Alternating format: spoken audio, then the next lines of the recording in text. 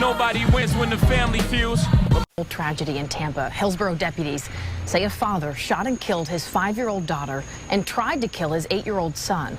Well, tonight the boy is fighting for his life. 5-year-old daughter even giggles because she was trying to act like she was already asleep. While the mom was in the bathroom, she heard gunshots. She ran out of the home, terrified but unaware of what happened. While she was outside, her husband, 30-year-old Jermaine Bass, walked out of their townhome carrying their 8-year-old son and calling for help. Sheriff Chad Chronister says shortly after that, deputies arrived. They see the father in the family room cradling the 8-year-old son, saying it was an accident. That's the crazy part. Neighbors can't believe this happened. You can't be going through that much pain or whatever it is you're going through in life to hurt your kids. It's hard to wrap your mind around it. Yes, right now I'm really blown my mind. And he always made sure he provided for his family. And he always made sure that no matter what, they was good, even before I was good. Sometimes when we go over cases, fam, we would never truly know why. We could never think in the mind of a sick person like the one we talk about today. Today we going to court. Within the last 24 hours of me making this video, a Florida man has been sentenced for killing his 5-year-old daughter while she was asleep. Not to mention during the same time he shot his son. 5 shots was let off, 4 shots hit the head of his 2 children. All head shots. But this man claimed it was an accident. Today we go over a trial that lasted 7 days, including the weekend, and try to break it down within 60 minutes. 911 calls, body cam footages, witnesses, and most of all, his sentence. So without wasting too much time on this intro, I want you guys to remember, I don't give you no angle. I just give you the story. So with that being said, make sure you like, comment, and subscribe. We're going to jump right to it. August 29th, 2022. A little after 1 a.m., the middle of the night, the Hillsborough County Sheriff's Office got a 911 call from a person who was located at the Armature Gate Townhomes. A neighbor had called in and said he heard shots inside of his community. He didn't go into details until the mom of one of the victims and the wife of the suspect had got on the phone. Historic, avoiding a few questions, but managed to get out the address and a little bit about what happened before hanging up and calling back again. Check it out. 2022, 22, 33 and 42 seconds. 911, do you need police, fire, or medical? Hey, how you doing? It's an emergency. I heard some gunshots in my neighborhood. Okay, let's 13915, American, Heritage Club Drive, Tampa, Florida. This is a house, mobile home, or apartment? An apartment I heard outside. Okay, how many shots did you hear? I heard a couple, but a lady downstairs said something bad is happening. I don't know. I just heard gunshots. I did. Okay, do you know what area it's coming from? Like, is it coming from 137, 42nd, any specific area? No, just in the neighborhood. Okay. How long ago did you hear them? Just like 2 minutes ago. Okay. No, after you heard the shot, did you see or hear anything else suspicious? Somebody screaming, a car that sped off really quickly, anything like that? Oh, yeah, she right here right now. Okay. Do you want to put her on the phone? Yeah. One minute. Ma'am, the cops are already on the way. You need to answer my question. So, who has the gun? Ma'am, stop yelling and talk to me. Who has the gun? Okay, where is he bleeding? Ma'am, the call's already in. Right here. What? Now let me ask you, there's a pause right here. What is that? She disconnected. Okay. And then she calls back, or someone from that number calls back. Is that correct?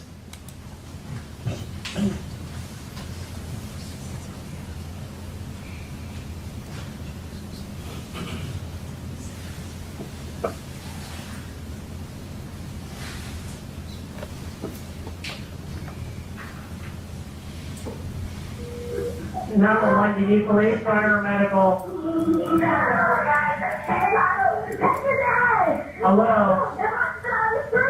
Hello, ma'am. Okay, I have deputies on the way. Where is he shot at? Okay, the ambulance and cops are on the way. Where is he shot? Oh my God, in his head. Can you fucking call? Okay, who shot him in the head? Who shot him in the head, ma'am? Okay, nobody, was it a car that drove by? No. Okay, is this somebody you know? Somebody from the house? Yeah, we was in the house. We was in the fucking gunhouse, and I found red. Where did he go? He was supposed to be in bed, but he wasn't asleep. Okay, the person with the gun, where is he at right now? Tell me. Ma'am, I have every deputy on the way right now. I need to know where the person with the gun is.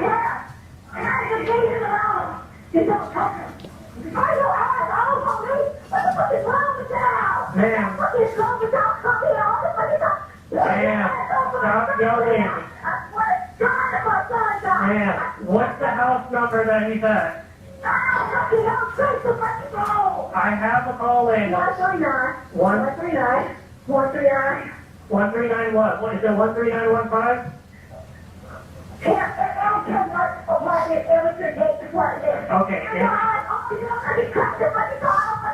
Ma'am, I'm trying to get the guy who did this, and I need to know where he is with the gun. Ma'am, they're coming. The police and the ambulance are on the way.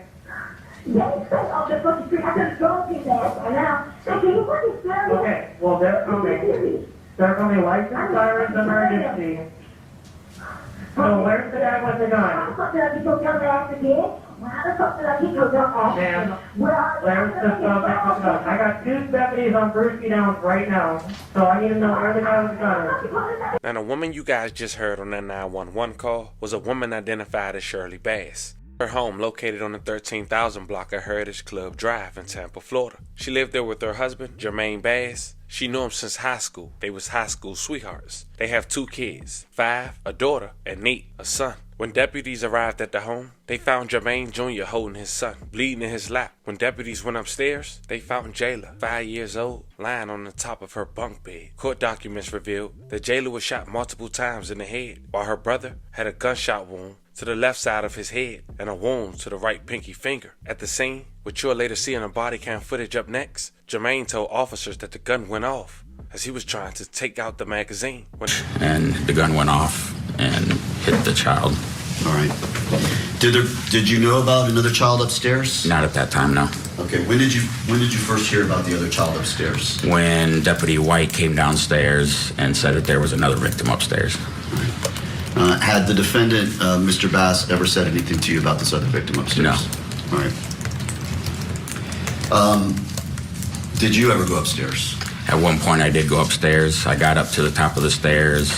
I was able to see that there was enough deputies up there treating the other child, so I went right back downstairs. Were you wearing a body-worn camera on that day? Yes. All right. Explain to the jury what a body-worn camera is, how it works.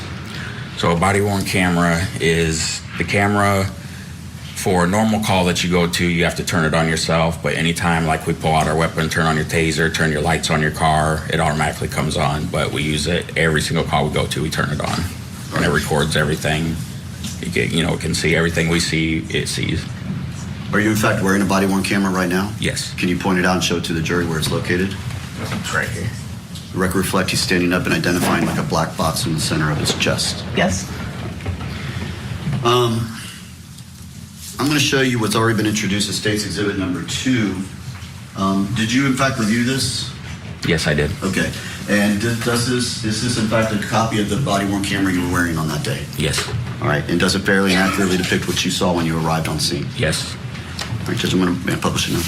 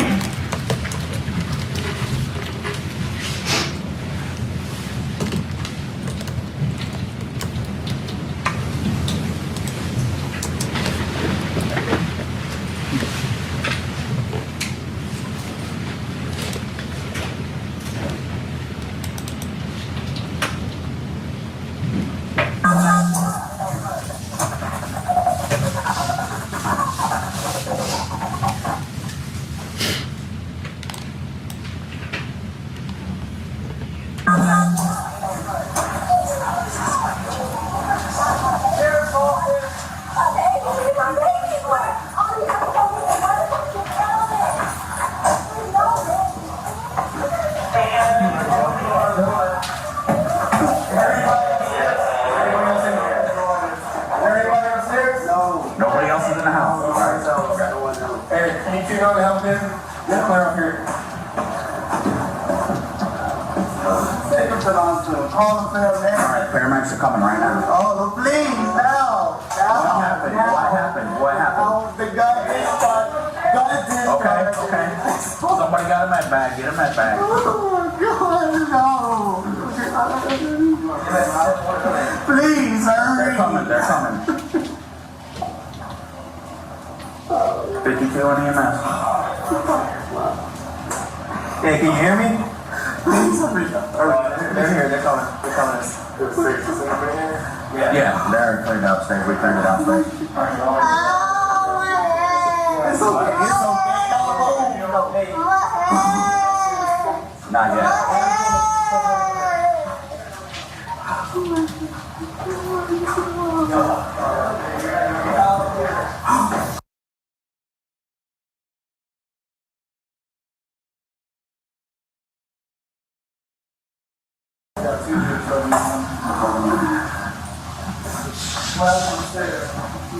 He said it was an accidental discharge.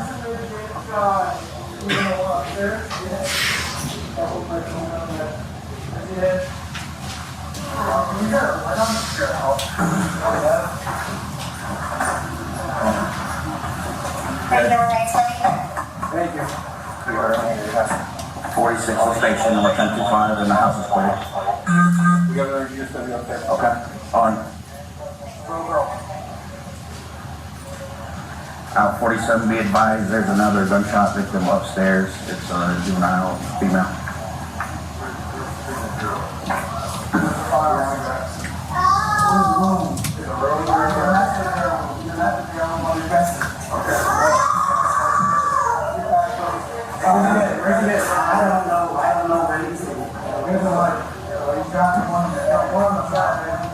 Yes, 10-4.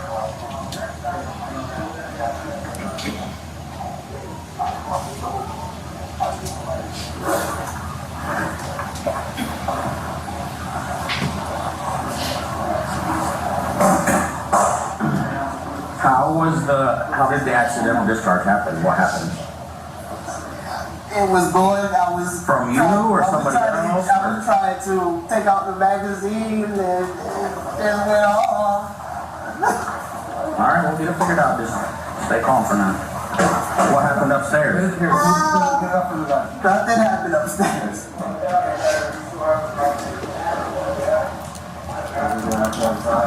You have those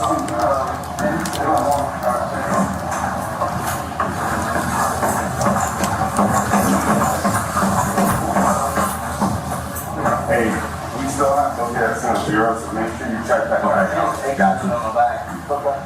Is she breathing? She's breathing.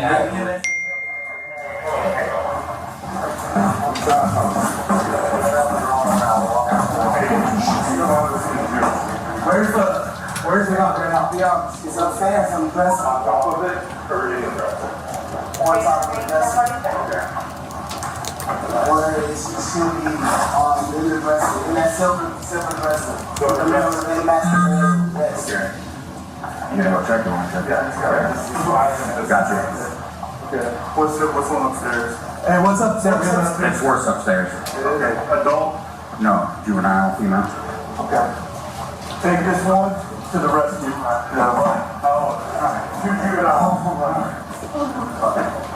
Stay right where you're at.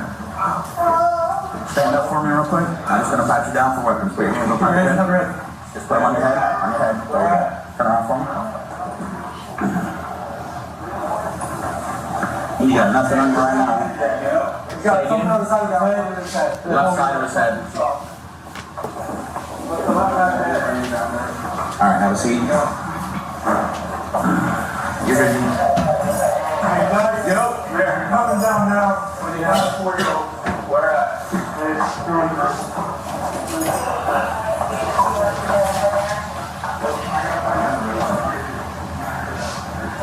So you're saying that whatever happened to him, is that your son? Both of those are my kids. Both of those are your kids.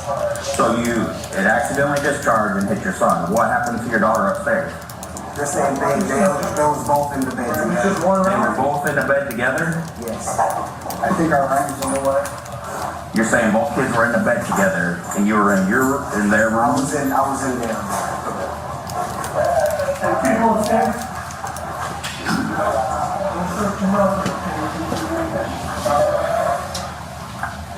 Aisle 47, the father's saying that he shot both of them with one round accidentally, the gun went off. So nobody else was in this house, just you and them? Me, my wife. And your wife? Where was she at? She was in her room. She was in her room? Yeah.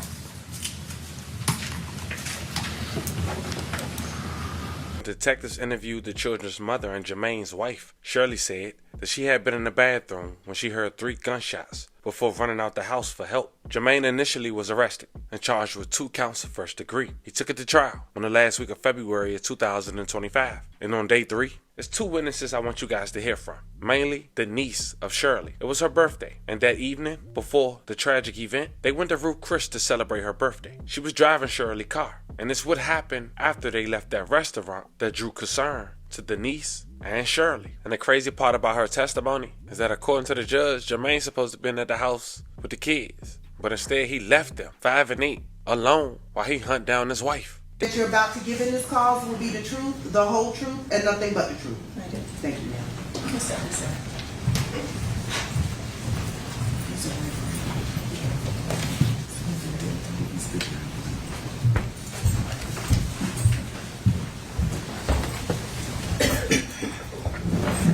Good afternoon. If you would please introduce yourself and spell your name for us. My name is Mykesha Romeo, MYCESHA ROMEO. All right, and just a reminder to keep your voice up. Yes. Thank you. Yes. Yes, Ms. Romeo, if you can keep your voice up and speak into the microphone so we can hear you, okay? Okay. Ms. Romeo, where are you currently employed? University of South Florida. What do you do for the University of South Florida? Director of Human Resources. How long have you been working for USF as the Director of Human Resources? January of 2024. Where do you currently live? In Tampa. Yes. My actual address? You live in Tampa? Yes. Okay. And are you married? Yes. And who's your husband? Richard Romeo II. Okay. Do you know the defendant in this case, Jermaine Bass? Yes. How do you know him? He was married to my sister-in-law. Sister-in-law. Okay. And who's your sister-in-law? Shirley Bass. All right. So you are married to Shirley Bass's brother? Yes. And what is his name again? Richard Romeo II. Richard Romeo II. Okay. How long have you known Shirley Bass? Altogether, since she was 3, but Okay. really since 2008. All right. And you know Mr. Bass, Jermaine Bass. How long have you known him? Since Shirley was about 16 or 17. I don't know the exact year. Okay. So you knew them when they got together and first became a couple? Yes. All right. And did you get to know, or were you at times close to them in the family? I wouldn't say close. Okay. But you knew them and you knew the children? Yes. And you knew Jayla and Jermaine? Yes. And would you see them at family get-togethers? Yes.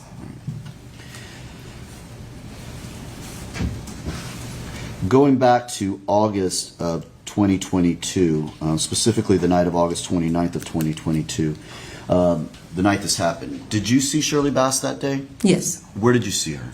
At the dinner at Ruth Chris. What was this dinner about at Ruth's Chris? It was my older sister-in-law's birthday. Okay. And who is that? Marlene Gadsden. Okay. So Shirley Bass has an older sister? Yes. And her name is Marlene Gadsden? Yes. And she's got an older brother named Richard Romeo II? Yes. And is that this all her siblings? She has another older brother, Prince Romeo. Prince Romeo, okay. Was he there? No. All right. What time? So this dinner was for Marlene. Who all went to this? Do you recall? Marlene, Shirley, a friend of Marlene's, a friend from church, and I think another couple. Okay. Was China Gadsden there? Yes, sorry. Okay. What about your husband? Was he there? Yes. Okay. What time did this dinner start? I can't tell you for sure. Maybe 7:30. Okay. Was when Shirley Bass showed up, was Jermaine Bass with her? No. All right. How was Shirley's behavior that night at the dinner? It was fine. Okay. Did anything seem out of the ordinary with her? No. Was she communicative and talkative and just hanging out with everybody the same way she always did? Yes, I saw her smile. Okay. Anything about that night that would give you any reason to believe something was going on in Shirley Bass's home? No.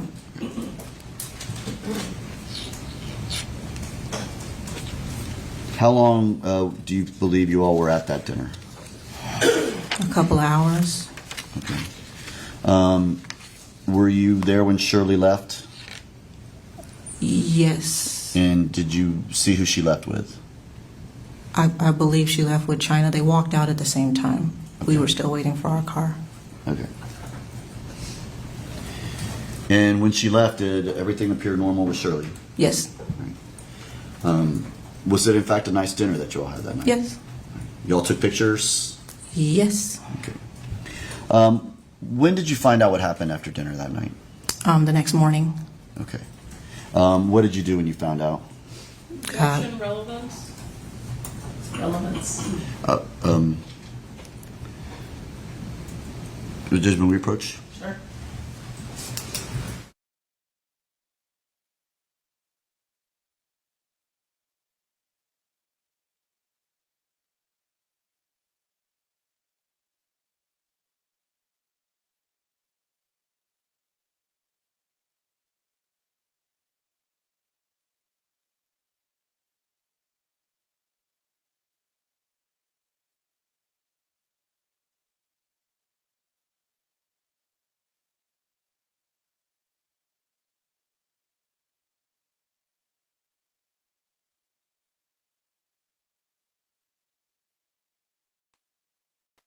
Ask JJ? Yes.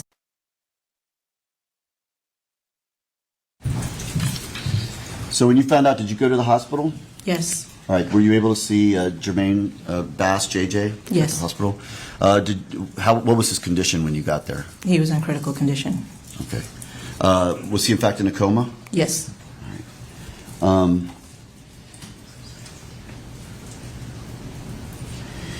Tell me about, so you knew JJ. I'm going to call him JJ just to make it clear that we're not talking about the defendant, right? Sure. Were you aware of JJ's relationship with Jayla? Yes. Did they have a very good relationship? Yes. Objection, relevance. Sustained. Judge, may we approach on this? No, I'm going to overrule the objection. Go ahead. You're going to go ahead? Okay. Yep. Did they have a good relationship? Yes. Did you ever see them fighting? No. Did you ever see Jermaine angry at Jayla at any time? Or No. violent with her at any time? No. Okay. Now, since this occurrence, since this what happened on that night, have you followed up with JJ's care and know what's happening with JJ? Yes. Okay. How is JJ doing today? He has some struggles, but he's recovered very well considering. Okay. Is the bullet that was shot into him, is it still inside his head? Yes. They were not able to take it out? No. As a result of that, has that limited Jermaine's ability to do things in his day-to-day life? Yes. How so? He has trouble with processing, and he has receptive and expressive language disorder. The left side of his face is paralyzed. His left ear was closed permanently because the back, I guess, from what I heard at the doctor's appointment. Objection, hearsay. Let's see what you observed. What I observed? Or what you've observed in What I've observed is his left ear is closed permanently. Okay. And he can't hear out of that left ear? Correct. All right.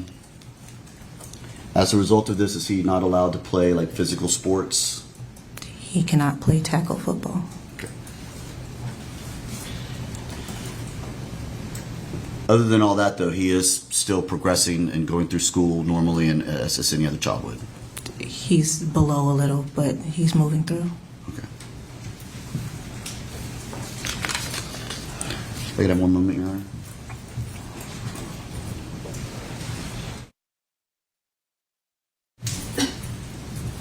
How about his hand? How is his hand at this point? His finger stopped growing. They fused it, and so it stopped growing. And so when he writes, he has to take often breaks. He writes like this so that he doesn't have to lay his finger on whatever surface he's writing on. Okay, and you did this, when you just did this, and you, for the record, you lifted up the pinky and you held the fingers and the thumb kind of together like you're holding something, but with the pinky still out. Correct, because right. he has sensitivity issues. And you did that with your right hand, so he's right-handed. He's right-handed. Okay.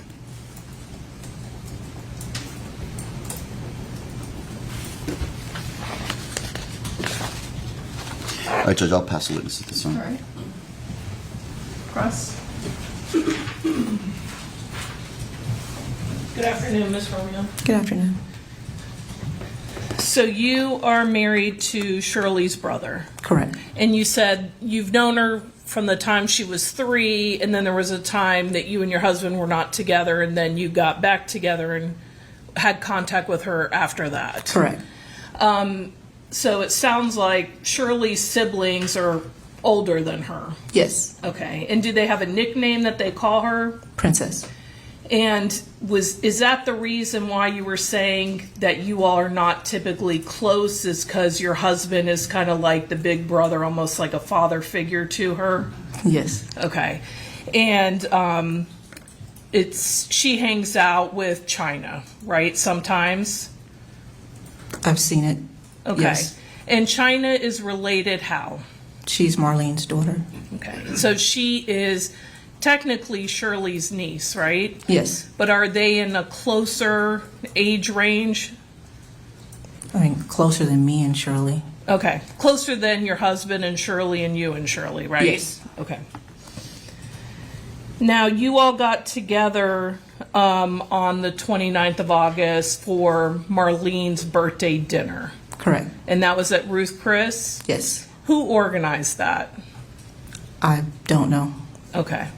And did you all also have a bigger family celebration the day before for Marlene's birthday? Yes. Okay, and that was her actual birthday, right? No. Her actual birthday was on the birthday dinner? Yes. Okay. And at that point, it sounds like there were less people kind of invited to the dinner part of it. It would seem so. Okay. Is that what you remember during that time? That there were less people I don't at remember that everybody dinner? I saw the day before. Okay. So you said it was you, your husband, Marlene, obviously, her boyfriend, and then some other couples, China, and also Shirley was there. Correct. And you didn't see how Shirley left, but you believe that she rode with China because they both kind of left at the same time. I believe so. Okay. But you didn't see him get in a car or anything like that? I don't recall. And nothing unusual going on that night, celebrating, typical dinner. Correct. Did Shirley seem to be in any kind of distress that evening? No. So the next day when you find out anything happened is when you went to the hospital? That's correct. Okay. If I could have one moment.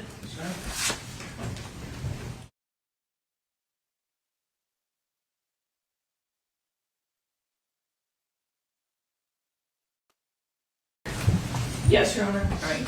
Call your next witness. State called China Gadsden.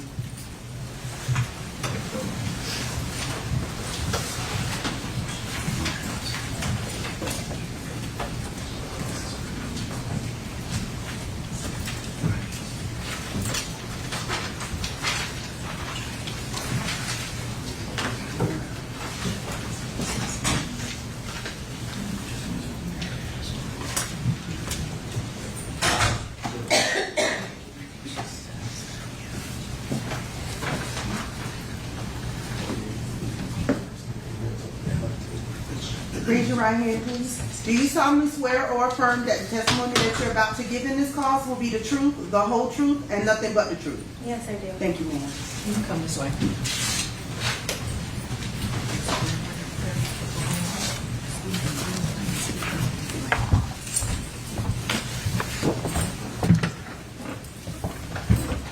Good afternoon. If you would please introduce yourself and spell your name.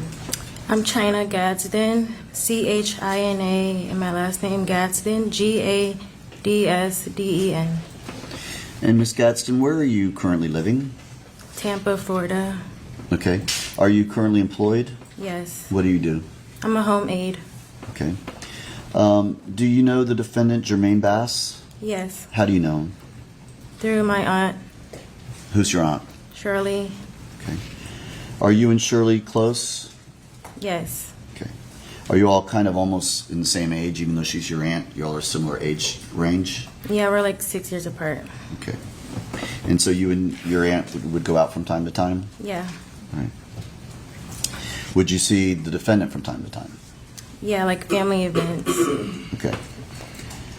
Do you know their children, Jayla and Jermaine? Yes. All right. Do you remember the night they were shot? Yes. Where were you that night? I was at home in my apartment. Okay.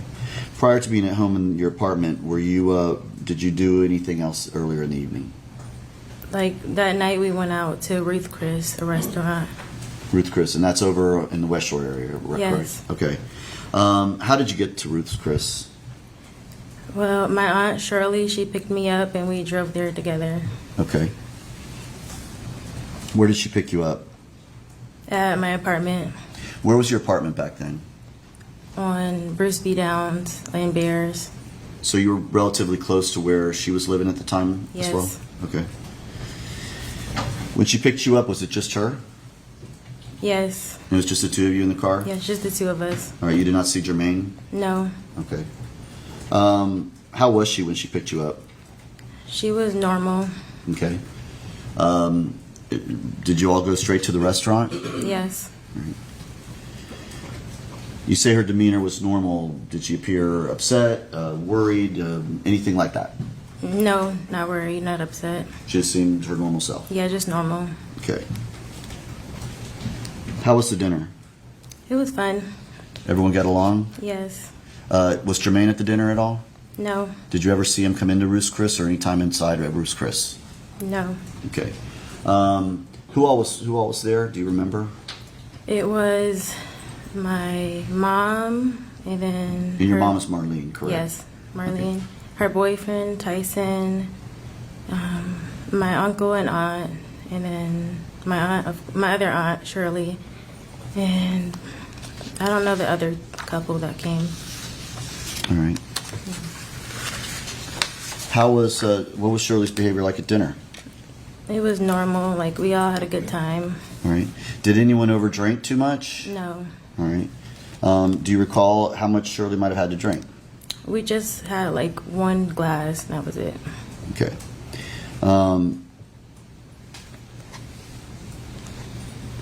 When it came time when the dinner was over, what did you all do?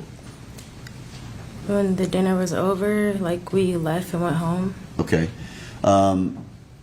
Shirley drove in her car. What kind of car did Shirley have? The white Mercedes Benz. Okay.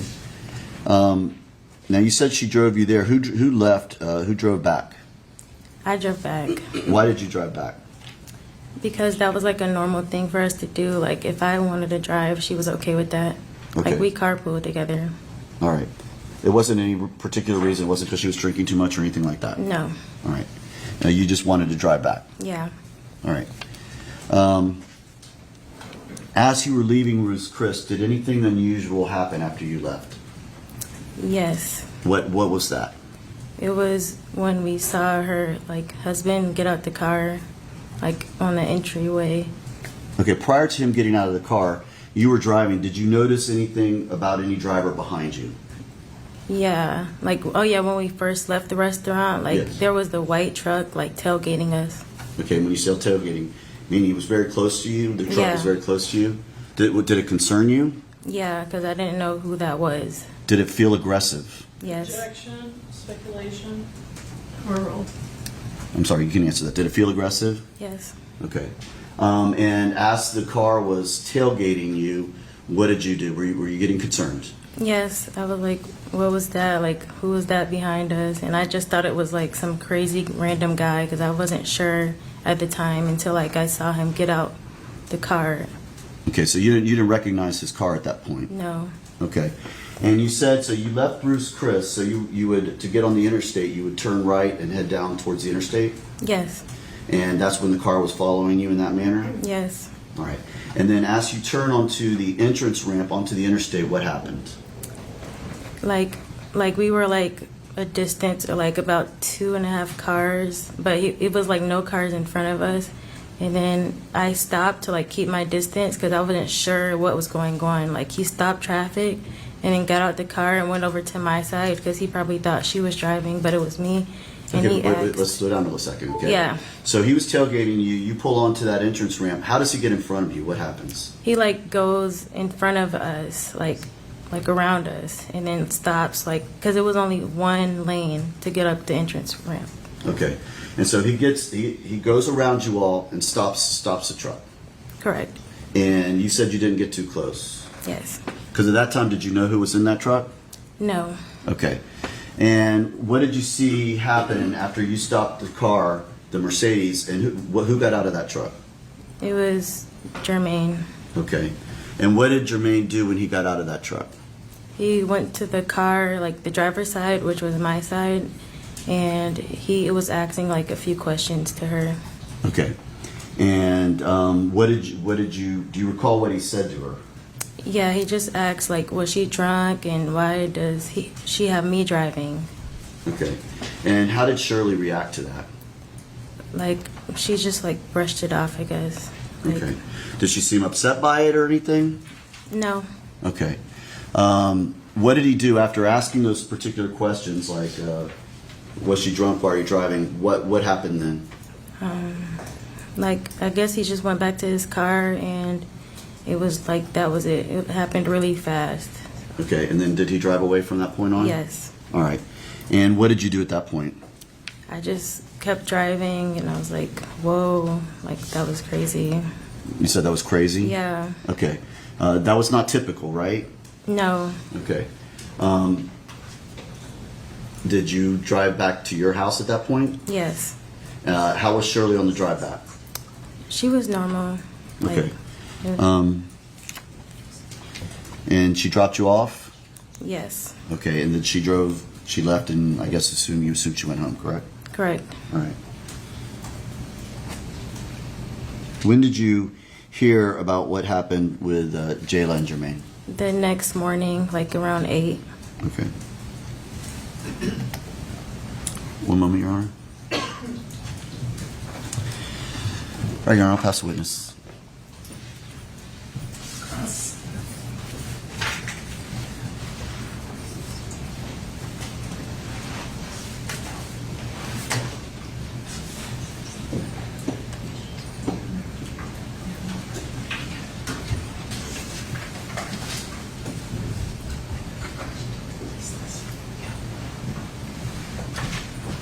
Hi, Ms. Goodson. Hi. Now, Marlene is your mom, right? Yes. And you all went out to Ruth Chris back in August of 2022 to celebrate her birthday? Yes. The day before, did you all also have a family get-together to celebrate your mom's birthday? Yes. Okay. So this get-together at Ruth Chris, who put that on? I'm not sure. I don't recall. Okay. Was it a last-minute kind of surprise dinner for her? I don't remember. Okay.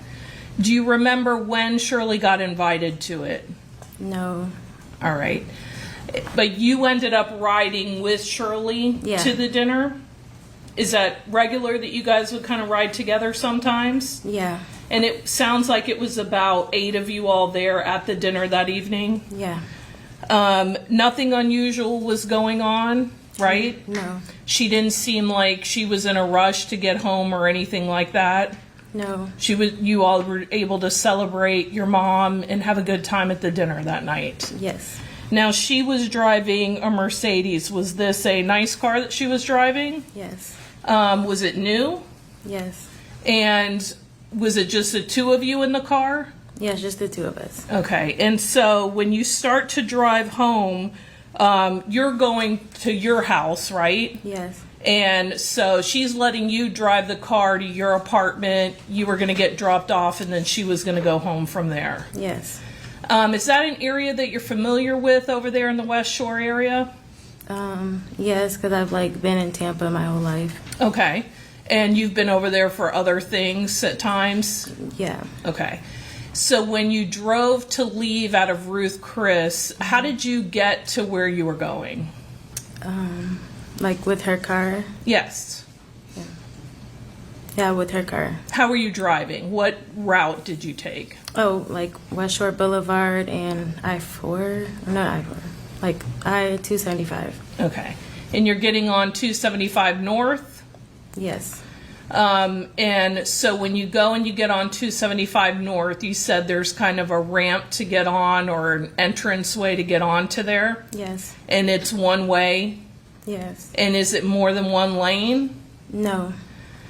So you see this car where you said a white truck, right? Yes. And you said that truck stops. Yes. Where does the truck stop? On the entryway, in front of us. Okay, on the same entryway that you're driving on, this car or this truck stops in front of you and somebody gets out of it, and you're saying that that's Jermaine, right? Yes. And approaches your car or Shirley's car that you're driving. Yes. Okay. And you're saying that he comes to the driver's side and he asks Shirley if she had been drinking and kind of why isn't she driving her own car, right? Yes, exactly. Do you ever see any kind of weapon? No. Does Shirley answer him? I don't remember. Okay, you described it as Shirley just kind of brushes it off. Yeah. And then he goes back to his truck and he drives off? Yes. Do you ever see the truck again? Later in the years, yeah. Okay, but not that night? Yeah, not that night. Okay, no other contact with Jermaine that night? No. Was anyone trying to get by you guys when this is happening? No, they all stopped. Everybody stops? Yeah, all the cars that was behind us. Okay, is anyone honking? No. Yelling, getting mad that you all are stopping this traffic going on to 275? No, it's everyone's seen it happen. How he went around us. Okay. Aggressively. And you said that Shirley didn't seem upset by any of that? No.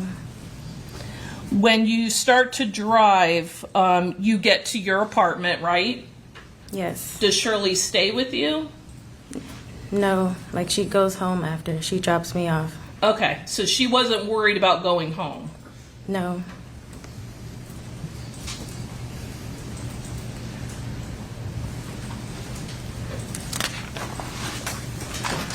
And you say later the next morning is when you hear about anything happening with the children? Yeah. Okay. You don't talk to detectives, law enforcement, until over a year later when they interview you. Is that right? Yes. It wasn't until October of 2023 that you finally speak to them? Yes. If I could have one moment.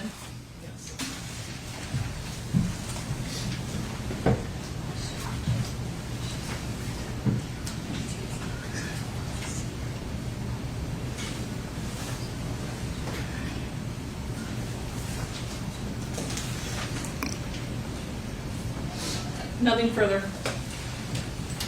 No regrets, Your Honor. All right, you can step down. This one it hit me, fam. You're about to hear from the uncle, Shirley, the mom. You'll also hear from the suspect's mother, and then his final remarks before the judge hand down the sentence. Check it out. Good morning. First, I want to address the court and the jury and say thank you for some kind of justice for me and my family. Jay, there's no amount of time that you will be serving to make this right. The trauma that you caused will always be affected, not only for my family, but your family as well.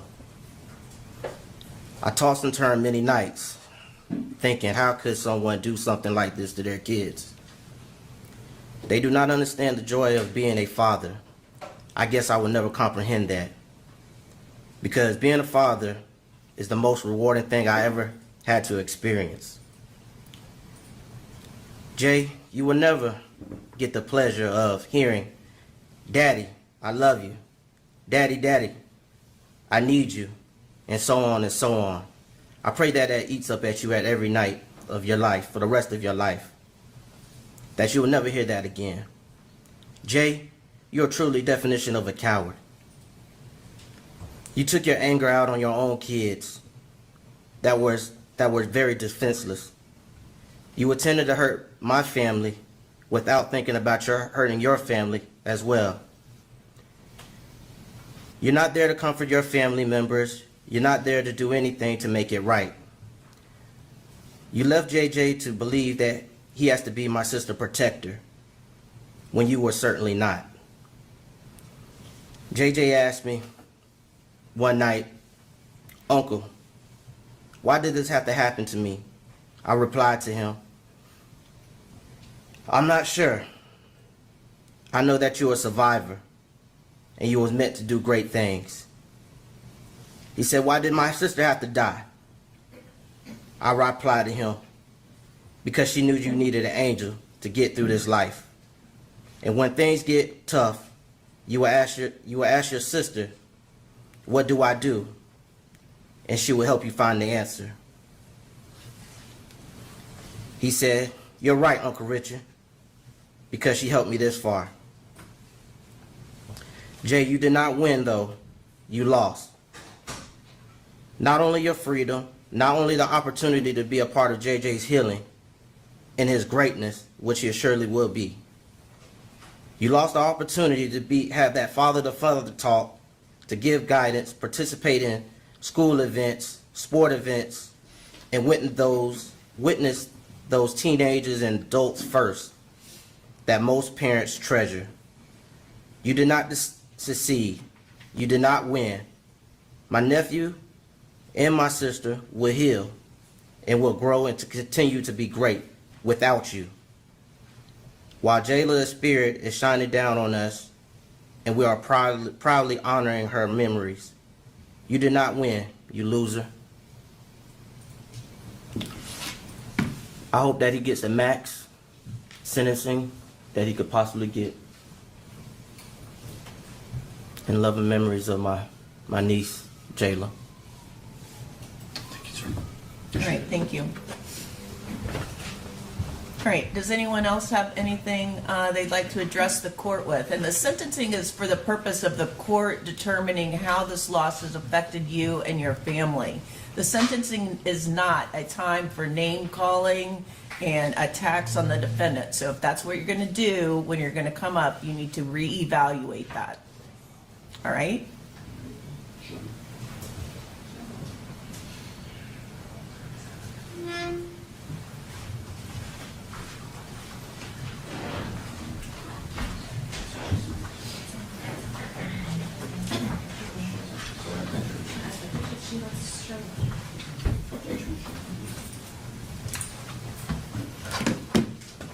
Hi, good morning. Good morning, Your Honor. If you would, please tell me your name and how you're related to the children. Shirley Bass, mother. Okay. Ms. Bass, did you have a statement you wanted to make to the court regarding sentencing in this case?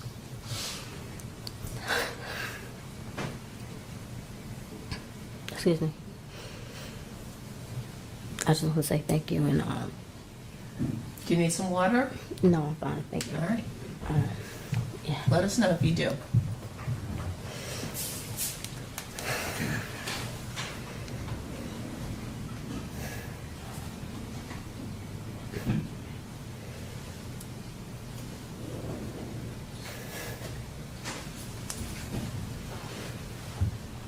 It's never going to be any justice for this. But I pray that we can all move forward. While our angel is looking over us all. Life as a mother and wife comes with its challenges. It's not always perfect, and each day isn't filled with sunshine. But with faith and prayer, you navigate through the ups and downs. You embrace your role as a football and cheer mom. And despite financial hardships, nothing compares to the joy of witnessing your children thrive in activities they love.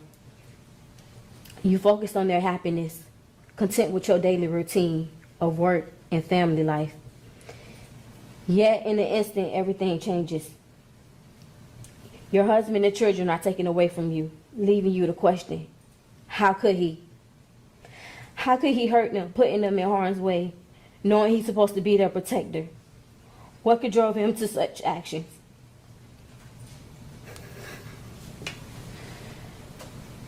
No longer is it about why, but how. How could a person choose to harm their own child? A little girl who just begun to experience the world, who started kindergarten 19 days before, and who will not lose not only her first tooth, but her entire life just 13 days later. How could you? How could you take away the life of such an innocent, joyful, promising child? How could you? She would never get to experience her first dance or celebrate her sweet 16. And she'll never become the cheerleader she was destined to be. How could you? As a mother, the thought of the experiences I wish to share with my daughter is heart-wrenching. Those moments were stolen from me by someone I trusted, who I thought I loved, in our children. Understanding that no sentence you receive could ease the pain or bring her back is a harsh reality. You think of your son, who looked up to his father, loved playing video games, and dreamt of being a football player. How could you attempt to take your own son's life? How could you? You ripped away your son's dream and deny him of a fair chance. Yet through it all, I feel blessed to witness my son's healing's journey. Tears of joy filled my eyes the first time he stepped onto that field again, knowing that what he has endured. He proudly declared that he will wear the number 5 to honor his baby sister Jayla. In the weight of this tragedy, it is now my responsibility to ensure that my son JJ is protected. I am determined to create a safe and loving environment for him, one where he can thrive and continue to grow without fear. Jayla is now with the Lord, resting in his arms. She walks with us every day. Those we love may leave us, but they remain in our hearts forever. Jayla is deeply loved and very much missed. We cherish the 5 years we shared with her and the beautiful memories we created. She brought us the best 5 years of our life, and our heart knows the sweetness of the angel she was here on this earth.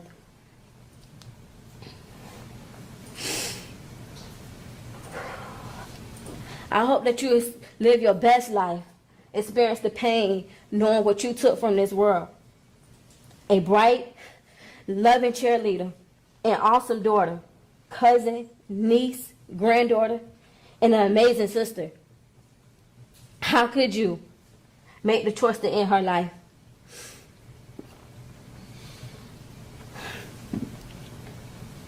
JJ is a warrior. And he has an angel looking over him every day now.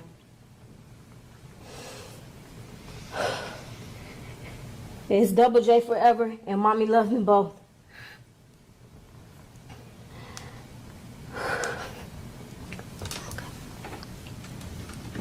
Thank you, hon. Thank you, class.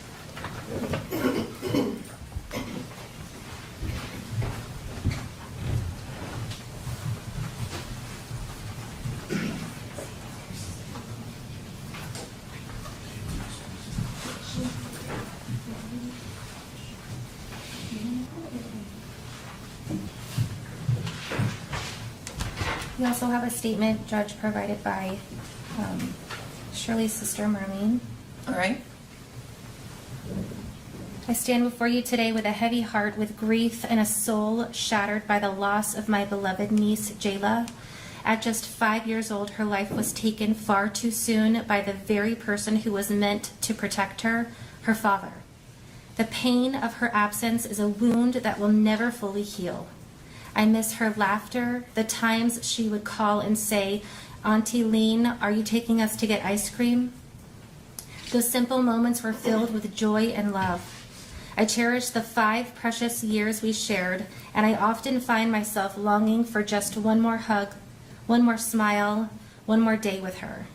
Jayla was just beginning to break out of her shy shell. She had recently started cheerleading, a passion that brought her so much excitement and happiness. It breaks my heart to know that she will never get to experience the joys of growing up, the milestones that every child deserves to reach. Her beautiful spirit, her laughter, and her innocence were taken away from us, leaving a void that will never be filled. I want the world to know that she was loved deeply, and that her laugh, though short, had a profound impact on all of us who were fortunate enough to know her.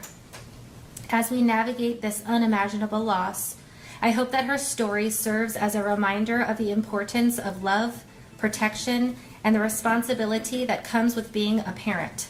No child should ever have to endure such a fate, and no family should have to experience this kind of heartache. In memory of Jayla, I ask for justice, not just for her, but for all children who deserve to live in a safe and loving environment. Thank you for allowing me to share my heart. Sincerely, Auntie Lean. Thank you.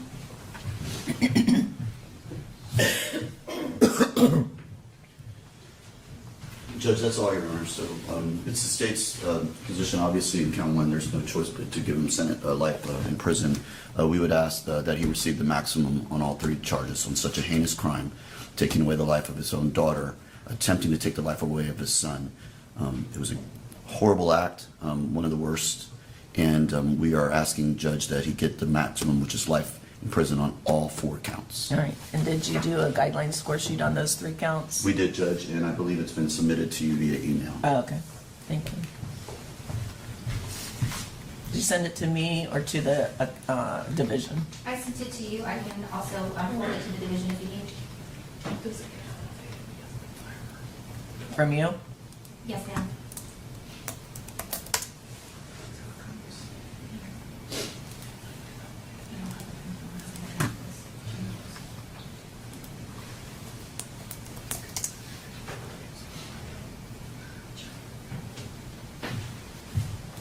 Does defense review it? Yes, ma'am. We did review the score sheet. We had located some errors and they have been fixed, and the final copy is accurate, Judge. All right. All right, well, I'm looking for that. Defense have witnesses that... Mr. Bass's mother, Ms. Thomas, would like to address the court. Sure.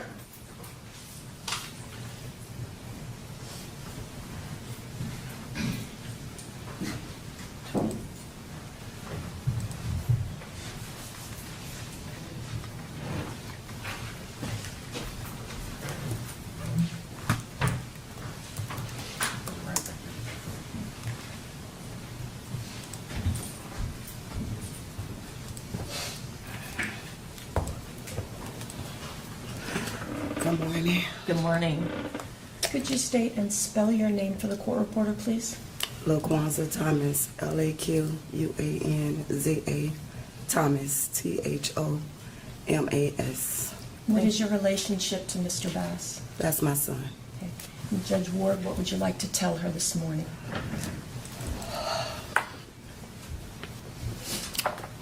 This has been a journey, always been a journey. As a mother, my son had him April 27, 1992. And a joy that it was as a young mother, raising him.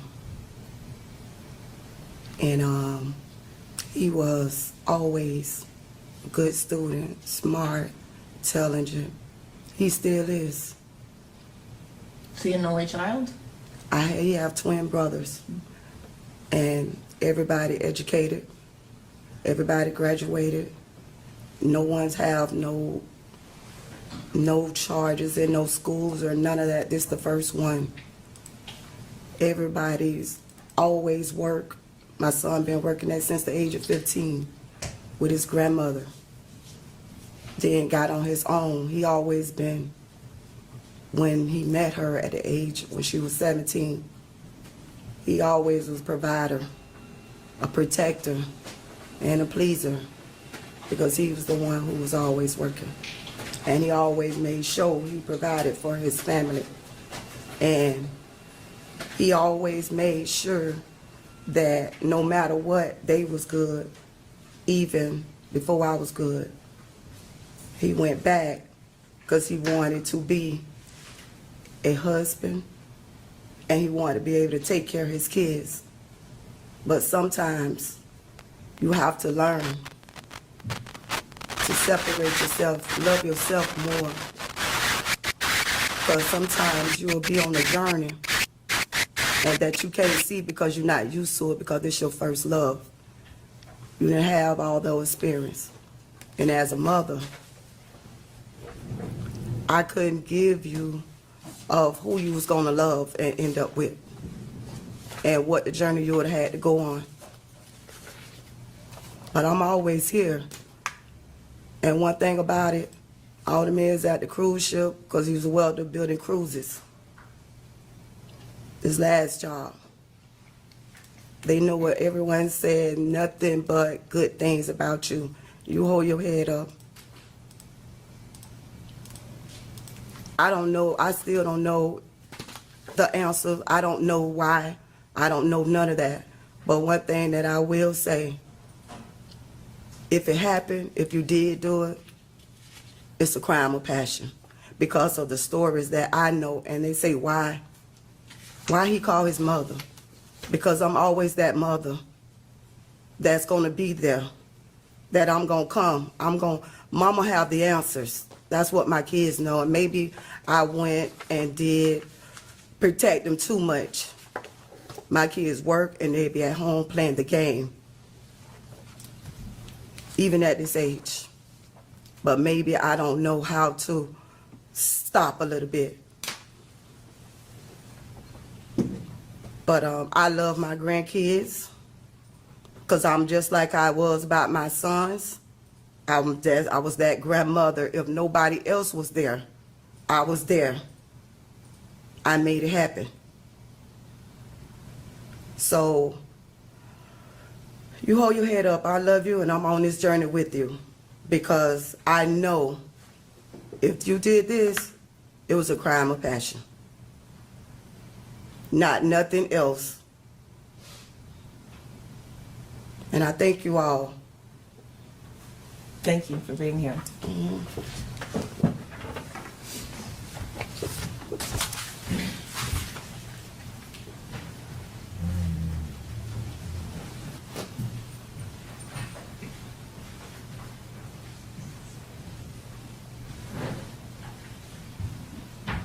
Anything else? Nothing else on behalf of the defense in terms of witnesses. Mr. Bass is not going to make a statement here this morning. Mr. Bass does not want to be heard? No, Your Honor. Is that correct? Do you need a second with them? Oh, I'm sorry. Yes, I do. All right.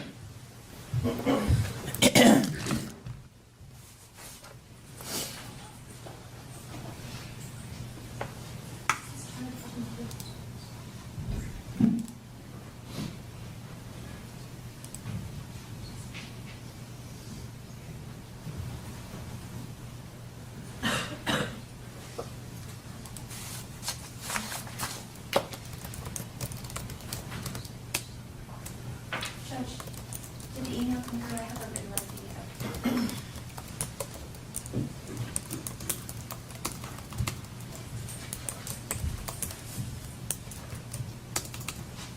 Thank you for the time, but Mr. Bass is going to make a brief statement. All right.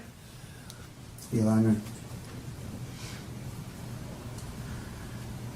growing up for me as a child, it's been tough.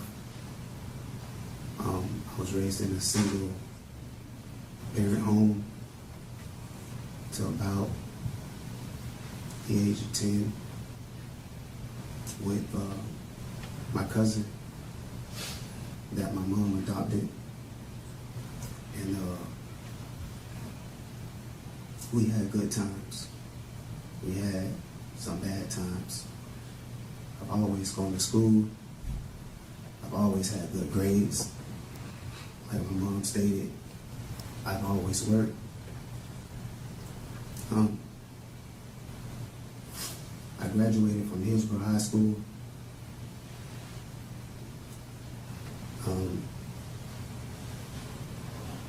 I'm a good person.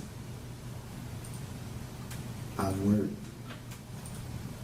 I've always provided for my family. I've always been of good spirit, of good cheer. I was always the favorite cousin, the favorite brother, the one who was, some people may say, the privileged one.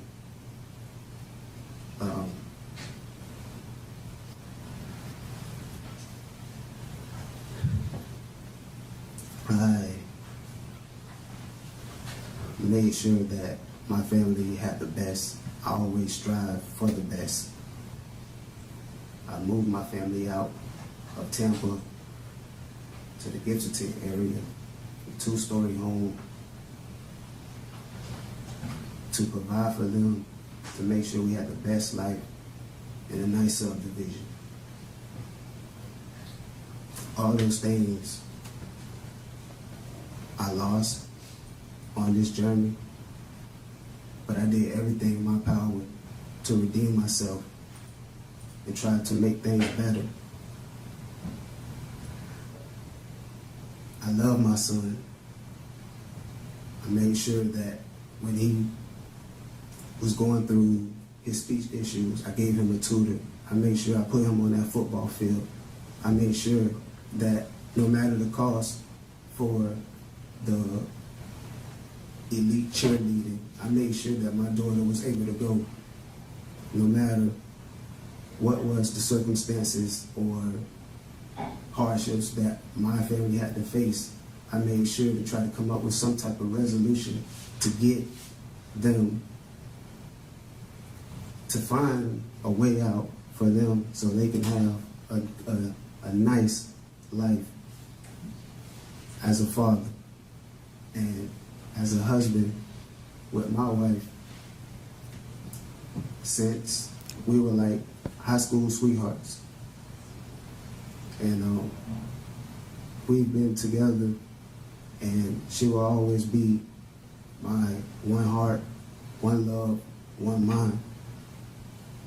Regardless of the circumstances on how anyone feels or what they may accuse me of, I know the outcome. I just want to say, after hardship comes relief, and I hope that my family and her family, they find some type of peace. And I know that it may be difficult because the accident, but I hope that God guides them and give them strength as the same strength that He's given me, and the courage and the protection from all evil. And also, I know that God has a plan for everything, and I know He works in mysterious ways. But in the end, I know God will always watch over me. La ilaha illallah. I got nothing else to say, Your Honor. And the accident that you're referring to is the death of your children in that statement? That's what you're referring to as the accident? Yes.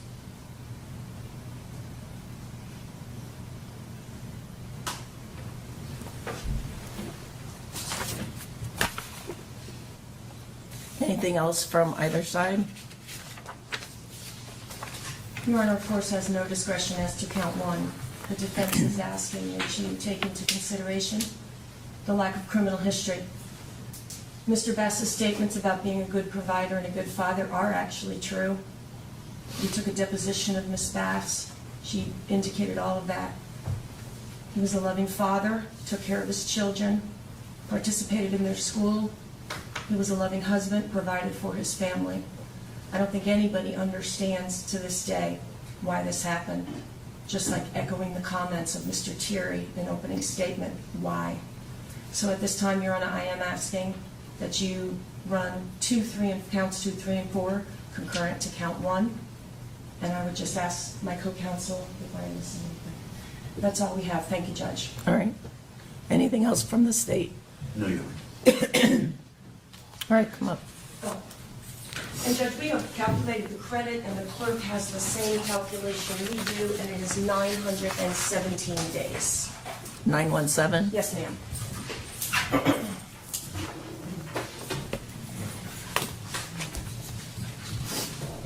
State requesting cost of prosecution. Yes, Your Honor. And any objection from the defense? No, Your Honor. All right.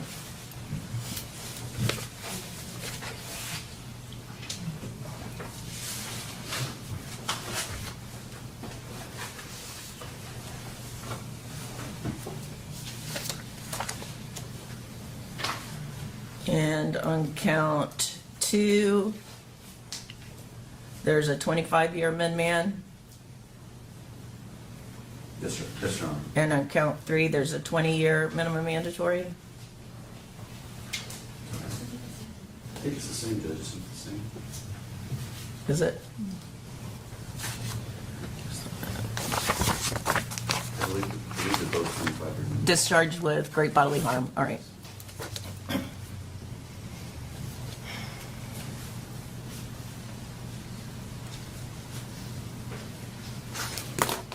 All right, based on the jury's verdict, Mr. Bass, on counts 1, 2, 3, and 4, you're adjudicated guilty, sentenced to life in Florida State Prison.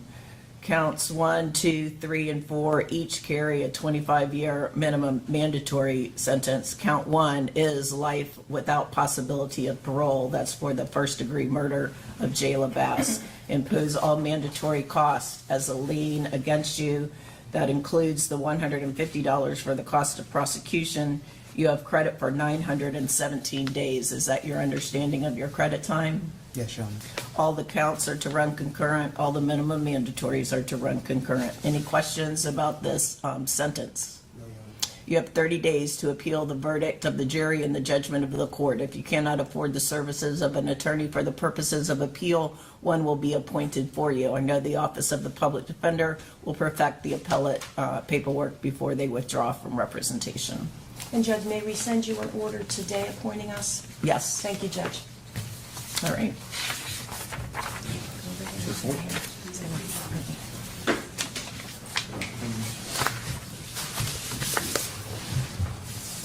Did you get the motion for new trial filed? Is it an odyssey? Fam, I know this was a lot, but I tried my best to give you guys the best clips and the best information in chronological order that took 2 years with a 7-day trial in less than 60 minutes. With that being said, it's time for you guys to let me know your thoughts in the comments. This was the story of a Florida dad who decided to try his best to end his 2 kids' life. Unfortunately, his youngest, his daughter, she succumbed to her injuries, leaving permanent damages to his son as he recovered and still live for his journey. I want to send love and prayers to everyone affected. I want to say rest in peace once again to Jayla. Love and condolences to her family. Fam, it's time for you guys to talk to me in the comments. Don't forget to like and subscribe. And till then, I'll catch you guys on the next one.